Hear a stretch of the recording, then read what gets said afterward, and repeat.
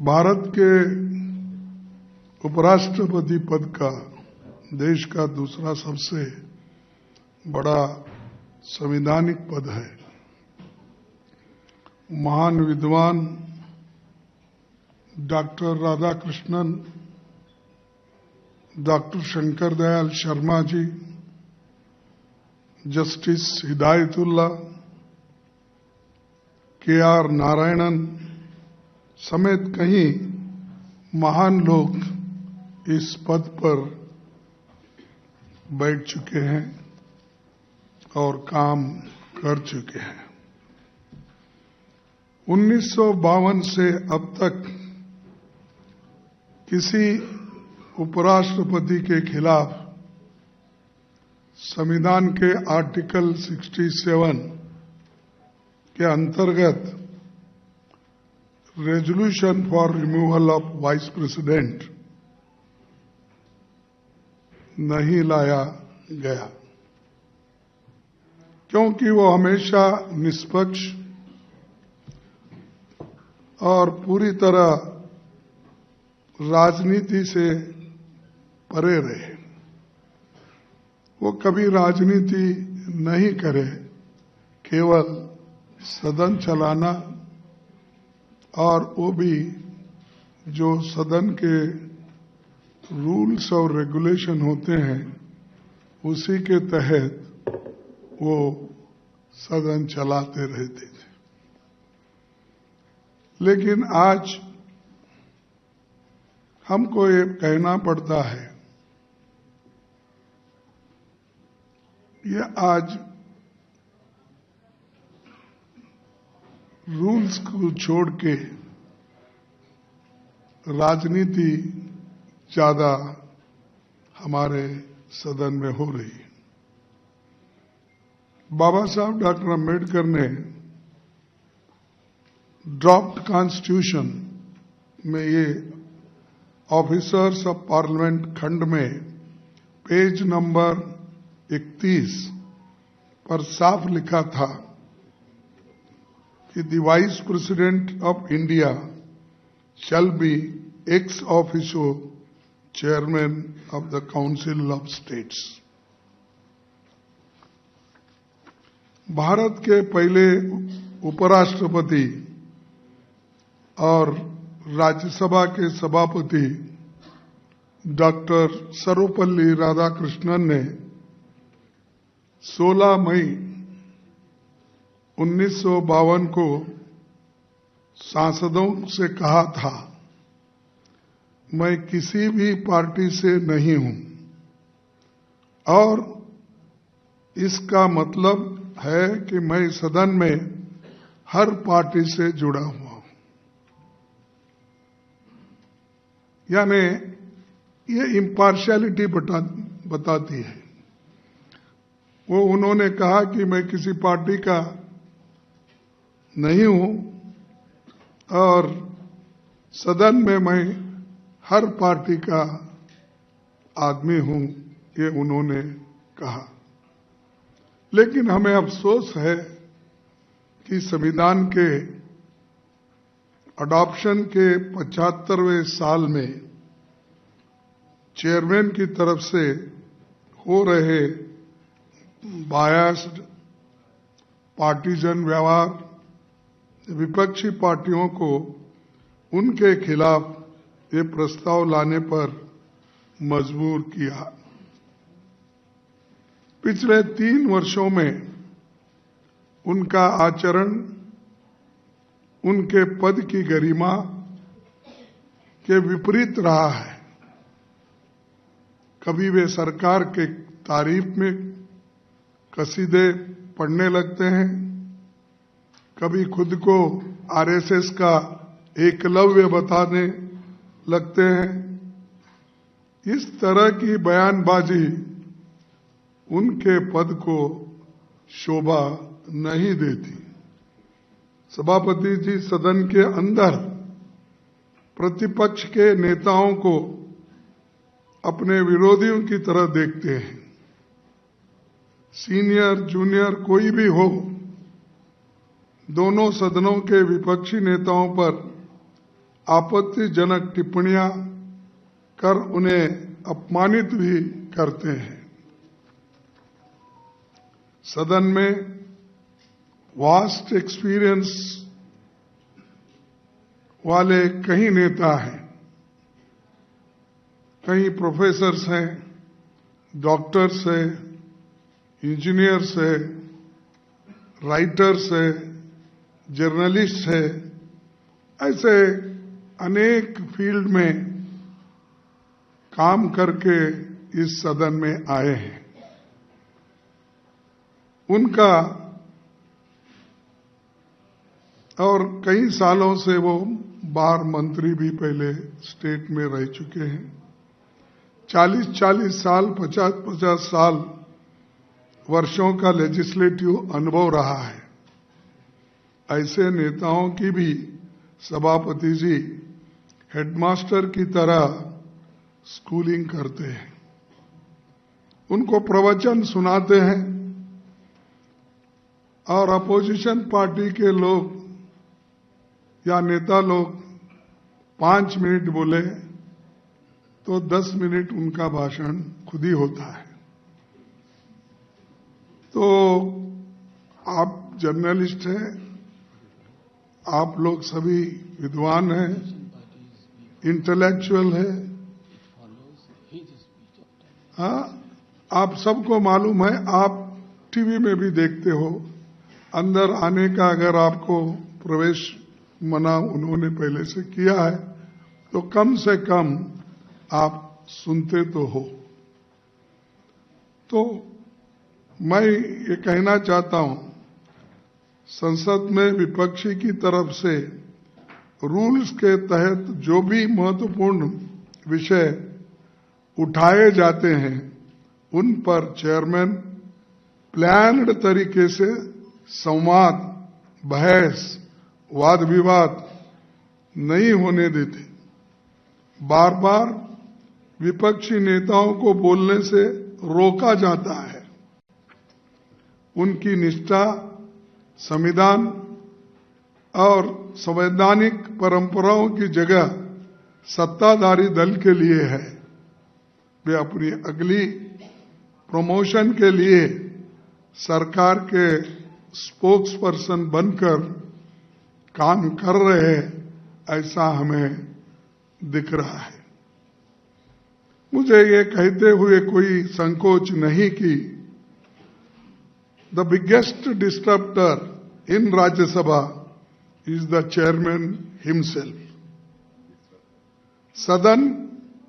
सदन अगर डिसरप्ट होता है तो उसका सबसे बड़ा कारण हमारे चेयरमैन साहब हैं, और दूसरों को वो सबक सिखाते हैं और बार बार इंटरप्शन करके हाउस को बंद करने की कोशिश रूलिंग पार्टी से और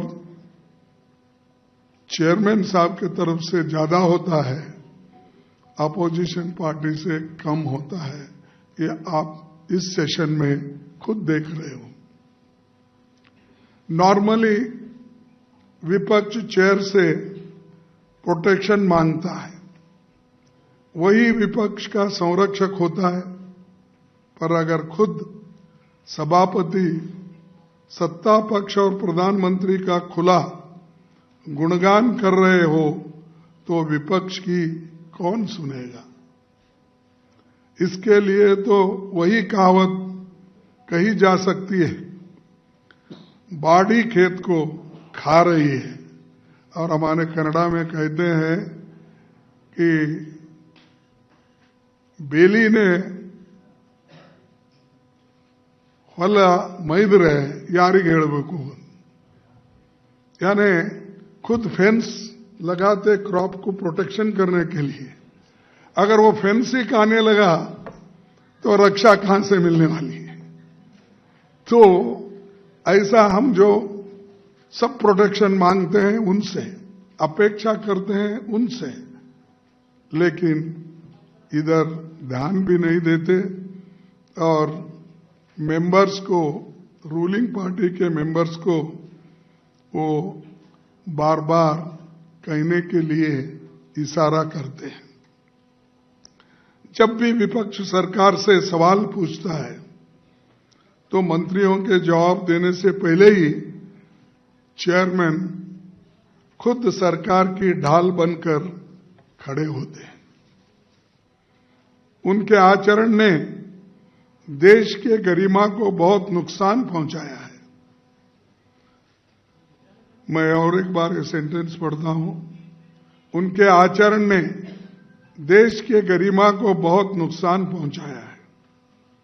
देश के संसदीय इतिहास में ऐसी स्थिति ला दी है कि हमें उनके खिलाफ ये रेजोल्यूशन का नोटिस लाना पड़ा।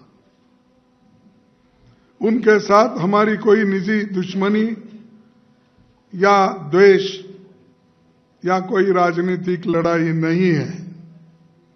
देश के नागरिकों को हम विनम्रता से बताना चाहते हैं कि हमने बहुत सोच विचार और मंथन करके देश के संविधान और लोकतंत्र को बचाने के इरादे से मजबूरी में ये कदम हम सब लोगों ने उठाया है। Few words I will say in English. Welcome to this press conference, all my friends, and we have already given a notice to Vice President, and the joint opposition is here to speak on the sensitive matter in regard to the notice of resolution for removal of the Vice President of India, who is also the chairman of the Rajya Sabha. I am very sad to say that the chairman left us no option but to go ahead with this notice. For the last 3 years, rather than providing time and space for opposition members to raise critical issues, the chairman has resorted to schooling senior leaders, speaking down to them like a headmaster as though they were students in a classroom. He never misses an opportunity to insult any opposition leaders, whether they are senior or junior, or there are lot of members who have got more experience than others. But unfortunately, the advocate of the opposition ruling party, he always tried to insult the opposition leaders. For the first time in our history, we have a vice president who openly criticizes opposition parties in public forums and behaves as a spokesperson for the ruling party, sometimes even outperforming them in their role. Moreover, as chairman, he frequently interrupts proceedings, routinely denying the opposition the opportunity to present their views in the House. As the custodian of the House and the protector of the rights of every member, the chairman is expected to rise above politics, seek consensus, and ensure that the voices of all members and parties are heard. his conduct of the House on 9th and 10th and today, December 2024, was particularly troubling as it was marked by blatant partisanship and a total lack of fairness. The chairman openly encourages and provokes the treasury benches to make outrageous remarks against the opposition, undermining the dignity of the House. When 267 notice is given, he rejects all the notices. But on the same subject or under 267, the ruling party member gives notice. He allows them and asks them with name that please get up, what you want to tell. He tells everything in that. And then number 2, number 3, number 4, 5, whosoever signs it, for them he gives chance to speak. Where here, when we raise our hand, fingers, because not to disturb, with great respect, he never allows us to say one sentence. He asks us, me, please Kharge-ji, you. When I get up, even he never allows us 2 minutes to speak. Whereas our great respect to the leader of the House, when he gets up, he allows fully. It is my right as a leader of opposition, whenever I raise, the chair should give same respect as to the leader of the House. Even when I raise, even minister is speaking, he should give a chance to me. But never. We shout, and we ask, we raise our one hand, one finger, even 5 fingers, he never listens. This is the impartiality. That's why we are fed up with his behavior and his partiality. That's why we have brought this resolution, and we are ready to tell on his face also if he allows this to speak. Then this is not just a breach of protocol, but a betrayal of the Constitution and the people of India. This notice of motion for removal of the Vice President is not about personal grievances or a political battles. Finally, we humbly appeal to the people of India to understand that this notice has been filed after thorough consideration and deliberations with the sole purpose of safeguarding the Constitution and protecting the integrity of our parliamentary democracy. So, these are the problems. Just I brought your notice before you, and all other our friends also, they will participate. So, thank you very much for listening calmly on this matter. शुक्रिया खड़गे जी, नेता प्रतिपक्ष ने सारे बातें आपके सामने रख ली। मैं तृणमूल कांग्रेस